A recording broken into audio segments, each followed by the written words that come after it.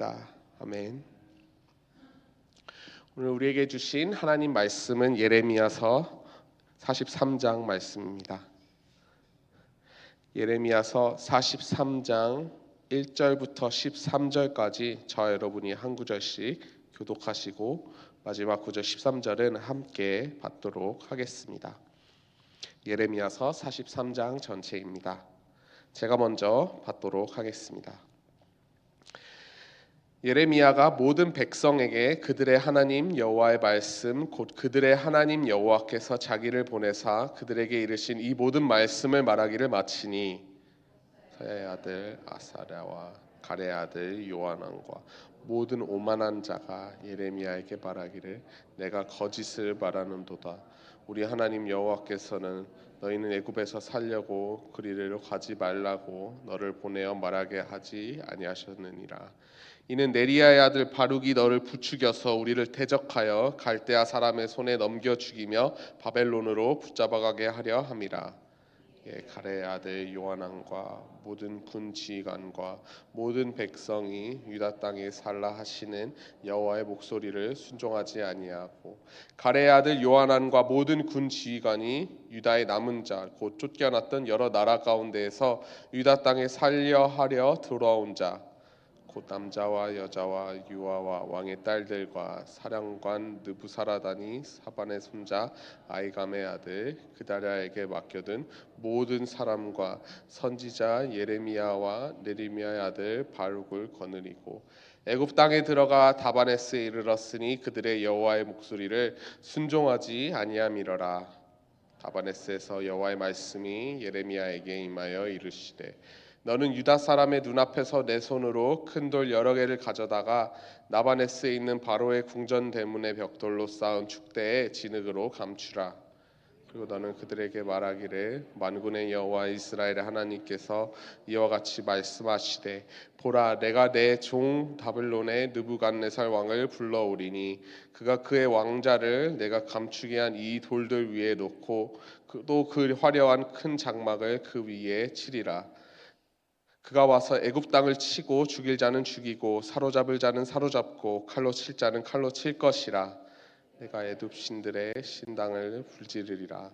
느부갓네살이 그들을 불사르며 그들을 사로잡을 것이요 목자가 그의 몸에 옷을 두름같이 애굽 땅을 자기 몸에 두르고 평안히 그곳을 떠날 것이며 그가 또 애굽 땅 벳세메스의 석상들을 깨트리고 애굽 신들의 신당들을 불사르리라 하셨다 할지니라 시니라. 아멘. 방금 읽은 예레미야서 43장의 본문을 가지고 순종하면 보호와 회복이 따릅니다라는 제목으로 말씀을 나누겠습니다. 우리 한국 문화권 안에서 순종은 정말 모든 사람이 갖춰야 할 그런 미덕으로 여겨집니다. 조선 시대 때부터 시작되었죠. 건국과 통치 이념인 유교의 영향으로 먼저는 군신 관계, 왕과 신하의 관계에서 온전한 순종을 요구하였으며 또한 부자 관계, 부모와 자녀 간의 관계에서 또한 순종을 요구했고 그 외에도 주인과 하인의 노소 관계 그리고 어른과 아이에서 관계에 나온 장류 관계 등 우리는 모든 관계에서 정말 순종과 공경하는 것이 미덕으로 여겨지는 그런 문화 속에 살아왔고 또 현재도 살고 있습니다. 덕분에 성경에서 이렇게 순종과 불순종에 관한 내용이 나올 때마다 우리는 다른 문화권에 비해 조금은 더 쉽게 이것을 이해하고 공감할 수 있는 것 같습니다.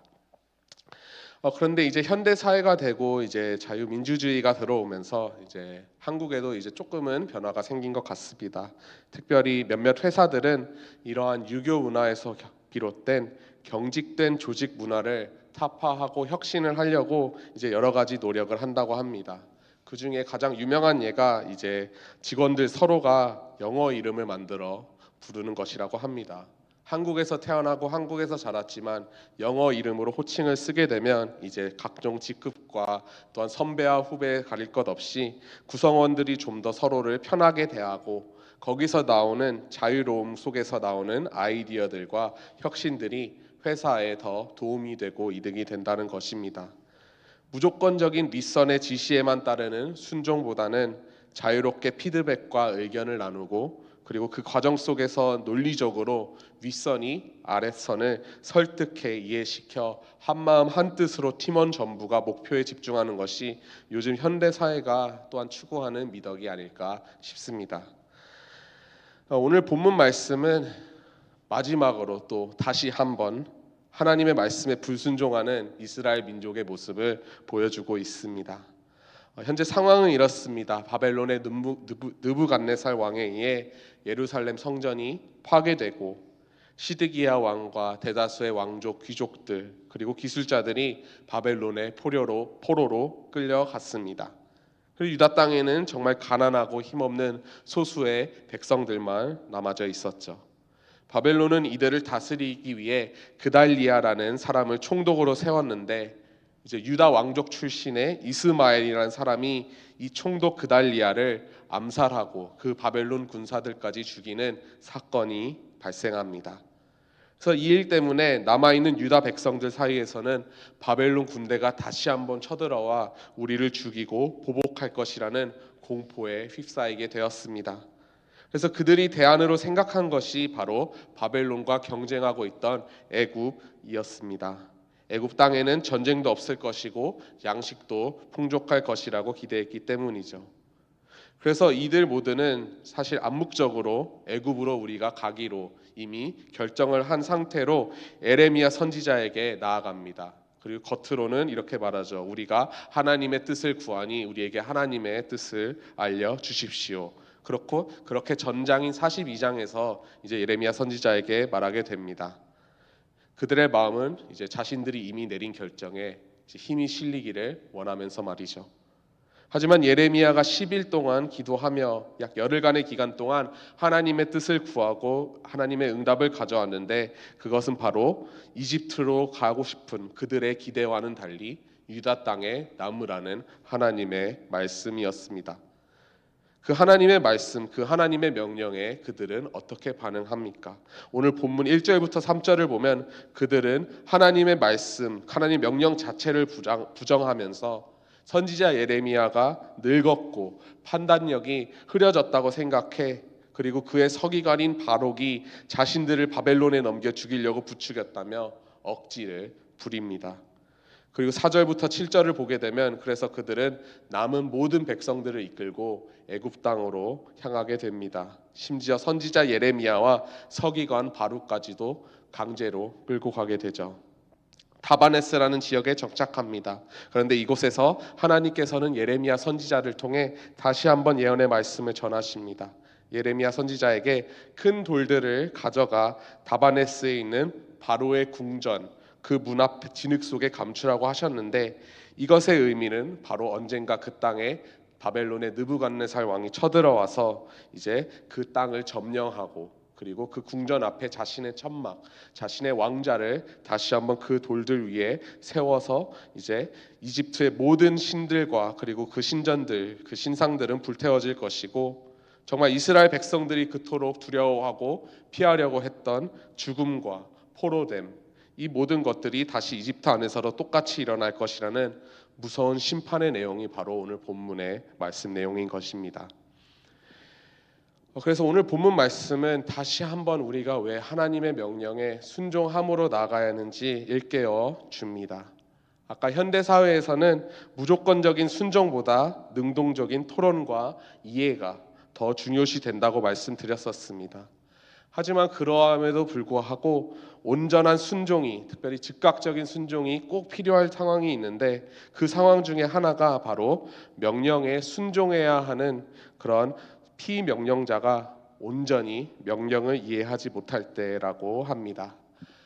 여기 계신 성도님들 대부분 다 자녀 양육을 해보셨거나 또는 이제 어린 학생들을 가르쳐 보셨을 것이라고 생각합니다. 자녀가 어릴 때 우리는 자녀들에게 종종 명령을 해야 될 때가 있습니다. 물론 아이에게 가르쳐주고 이것은 이래서 하면 안 돼 이렇게 이해시켜서 가르치는 것이 정말 가장 좋은 훈육과 교육 방법이지만 아이가 아직 너무나도 어려서 이해를 하지 못할 때는 정말 맹목적으로 명령을 해야 될 때가 있습니다. 이 다리미는 뜨거우니까 손을 대면 안 돼 이렇게 명령을 하고 집 벽에는 낙서하면 안 돼. 이렇게 우리가 명령을 하고 그리고 그 명령에 학생들은 반드시 순종을 해야 할 때가 있는 것을 우리는 보게 됩니다. 저는 이러한 상황이 정말 하나님께서 우리 모두에게, 우리 각자에게도 정말 항상 말씀하시는, 우리에게 순종을 요구하시는 이유와 마찬가지라고 깨달았습니다. 욥기의 예를 봤을 때 하나님께서는 이제 욥기의 마지막 부분에서 욥에게 왜 고난들이 그에게 닥쳤는지 설명하시지 않습니다. 다만 압도적인 약 70여 개의 질문들을 하시는데 그 질문들의 핵심은 이것입니다. 너는 이 세상의 아주 작은 부분조차 이해하지 못하고 알지 못하고 통제할 수 없으면서 어떻게 온 우주를 다스리는 나의 정의를 판단하려고 하느냐? 나의 피조물 하나도 제어하지 못하면서 이러한 거대한 악과 혼돈과 이 넓고 넓은 세상과 우주를 다스리는, 우주를 경영하는 나에게 따질 자격이 있느냐? 하나님께서 우리에게 명령하시고 우리의 순종을 온전히 요구하시는 이유는 바로 첫 번째, 우리가 보지 못하고 또 이해하지 못하는 위험으로부터 우리를 보호해 주시기 위함입니다. 인간적인 판단으로는 애굽으로 도피하는 것이 합리적입니다. 국제 정세를 봤을 때도 바벨론과 경쟁하는 애굽으로 가면은 분명히 전쟁도 피할 수 있을 것이고, 그리고 그 땅 가운데는 항상 양식이 풍족했었죠. 하지만 모든 걸 아시는 하나님께서는 이집트에서 그 땅 가운데 무슨 일이 일어날지 이미 알고 계셨습니다. 그렇게나 이스라엘 백성들이 피하려던 전쟁과 기근이 그 땅 가운데도 곧 닥칠 것이군요. 즉 순종은 생존의 문제였고, 이렇게 애굽으로 피난가 하나님의 명령에 불순종한 이스라엘 민족들은 어떻게 됩니까? 그는 그 땅 가운데서 더 큰 우상 숭배와 죄악을 행하고, 심지어는 오히려 자신들이 만나며 합리화하며 그 땅의 우상 숭배에 깊게 물드는 모습을 보여줍니다. 그래서 그들은 결국 전쟁으로 인해 멸망하여서 포로가 되었거나 또는 죽었거나 또는 각 나라 민족들에게 흩어져 흡수돼 선택받은 민족이라는 그들의 정체성, 그들의 신앙을 잃어버리고 역사 속에서도 사라지게 됩니다. 두 번째로 하나님께서는 모든 순종의 상황 가운데서 우리가 모든 상황을 이해하고 납득한 후에 따르는 것이 아니라 정말 이해할 수 없는 상황 속에서도 하나님의 선하심과 하나님의 크심을 믿고 따르기를 원하십니다. 하나님께서는 오늘 본문 10절에서 그들의 적이자 그들이 가장 증오하던 느부갓네살 왕을 뭐라고 칭하십니까? 바로 당신의 종이라고 부르십니다. 그들이 가장 두려워하는 자도 사실은 하나님의 주권 아래 놓여있는 하나님의 종의, 하나님의 도구에 불과하다는 사실을 하나님께서는 이스라엘 민족들에게 다시 한번 말씀하고 계십니다. 네, 그렇습니다. 인간의 생각으로는, 인간의 이해로는 도저히 말이 안 되는 사실입니다. 망해버린 나라, 그리고 큰 사건, 지배국의 총독까지 암살한 그러한 큰 테러 이후에 유다 땅에 있으라는 명령은 분명히 인간으로서는 순종할 수 없는 명령입니다. 하지만 그들이 정말 하나님을 온전히 믿고 하나님을 신뢰함으로 하나님의 명령, 그 땅 가운데 그 약속의 땅에 계속해서 거주하라는, 그 약속 안에 거하라는 하나님의 말씀에 순종했다면 그들은 분명히 하나님께서 주시는 보호하심과 회복을 경험했을 것입니다. 말씀을 마무리하겠습니다. 성도님들, 혹시 삶에서 하나님께서 여러분 각자에게 요구하시는 순종의 부분들이 있으십니까? 때로는 그 요구하시는 순종하라는 그 부분이 정말 인간적인 생각으로는 납득도 되지 않고 말도 안 되는 부분으로 여겨질 수 있습니다. 하지만 오늘 본문은 우리에게 다시 한번 왜 우리가 하나님의 말씀에, 하나님의 명령에 순종하여 주는지 일깨워 줍니다. 순종은 내가 보기에 좋은 길을 따라가는 것이 아니라 하나님 보시기에 좋은 길을 따라가는 것입니다. 비록 그 길이 이해할 수 없고 보이지 않고 불안해 보일지라도 결국 그 길만이 정말 우리가 온전히 살 수 있는 유일한 길이며 진정한 회복의 길이기 때문입니다. 비록 저는 그 성도님들의 하나님께서 각자 성도님들에게 요구하는 그 부분이 뭔지는 알지 못하지만 하나님께서는 분명히 여러 가지 방법을 통해 여러분들에게 지금도 순종을 요구하고 또 원하고 계십니다. 그것이 무엇이든지 간에 정말 오늘 하루 다시 한번 삶의 자리로 나가기 전에 온전한 신뢰를 하나님께 드리며 삶에서 하나님께서 주시는 은혜와 보호하심과 회복을 온전히 누리는 저와 모든 성도님들 되시기를 주님의 이름으로 축복합니다. 기도하시겠습니다. 사랑의 하나님 아버지, 참 감사합니다. 오늘 말씀을 통해 주님 다시 한번 주님의 말씀에 왜 우리가 순종하여야 하는지, 아버지 안에 순종했을 때 우리에게 주님께서 주시는 놀라운 은혜와 정말 주님의 보호하심과 회복이 따른다는 것을 다시 한번 일깨워 주시니 감사를 드립니다.